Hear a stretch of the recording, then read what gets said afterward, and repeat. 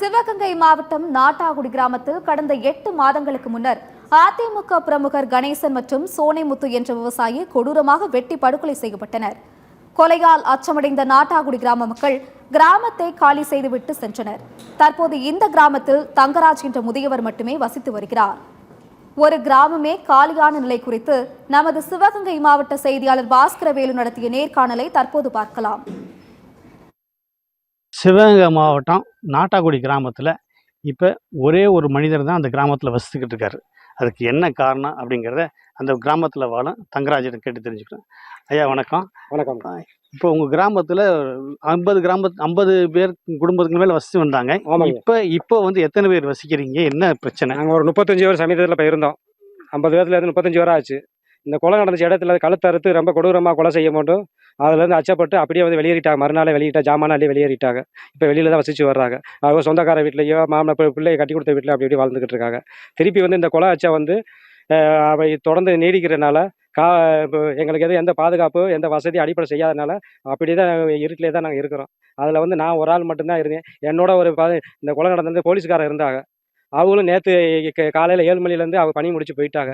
இன்னைக்கு வரைக்கும் நான் தனிமரமாக தான் ஒரு ஆளாக தான் நான் இருக்கிறேன். உங்களுடைய அடிப்படை வசதிகள் தண்ணி, மின்சாரம், ரோடு இதெல்லாம் அரசு செஞ்சு கொடுத்துருக்கு. இருந்தாலும் இந்த கொலை முயற்சி ஒரு சாதாரண ஒரு கிராமத்துக்கு 8 கொலைகள் நடந்ததுக்கு என்ன காரணம்? கொலைகள் நடந்தது எந்தவே காரணம் சொல்ல முடியாமல் தான் இருக்குது. அது கொலை நடந்ததோட தான் தெரிய முடியும். கொலை நடந்துக்க எந்த மோட்டிவ் இல்லை. இப்போ இறந்தவருக்கு சாதாரண ஒரு விவசாயி தான். அவர் மாட்டுத்தினாடி அவருடைய வேலையை தான் பார்த்துக்கிட்டு இருந்தார்.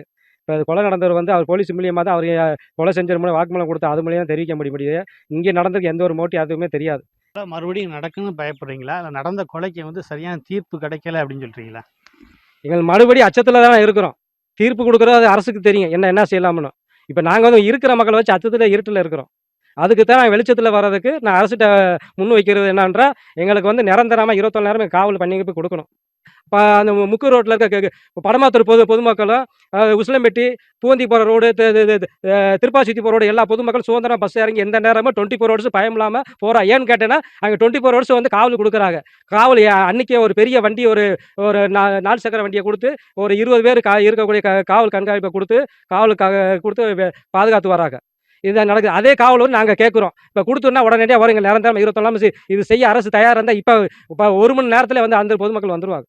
எங்களை அடிப்படை வசதி செஞ்சு கொடுத்தா வந்துடுவாங்க. இந்த கொலைக்கு வந்து அடுத்து நடக்காமல் அரசு வந்து எங்களுக்கு உத்தரவாதம் கொடுக்கணும். இப்போ தற்போது இந்த கிராமத்தில் ஒரே ஒரு நபர் தான் வாழ்ந்துக்கிட்டு இருக்கிறாரு. அந்த ஒரு நபர் தான் இந்த ஊருக்கு வந்து மக்களாகவும் மக்கள் பிரதிநிதியாகவும் ஒரு காவல் தெய்வமாகவும் ஒரு இராணுவ வீரர் மாதிரி செயல்பட்டுக்கிட்டு இருக்கிறாரு. இது மாதிரி நிலைமை மற்ற கிராமங்களுக்கு வராமல் இருக்கணும்னா இந்த கிராமத்தை அரசு தத்தெடுத்து இதுக்கு என்ன காரணம் அப்படிங்கிறத ஆராய்ந்து முழுமையாக இந்த பகுதியிலிருந்து ஊரை விட்டு போன அந்த மக்களை திருப்பி கொண்டு வரணும் அப்படிங்கிறதுக்கு எல்லா முயற்சியும் எடுக்கணும் அப்படிங்கிறது இப்போதைய மக்களுடைய கோரிக்கையாக இருக்குது. சிவகங்கை மாவட்டம் நாட்டாக்குடியிலிருந்து சத்தியம் செய்திகளுக்காக பாஸ்கரவேலு.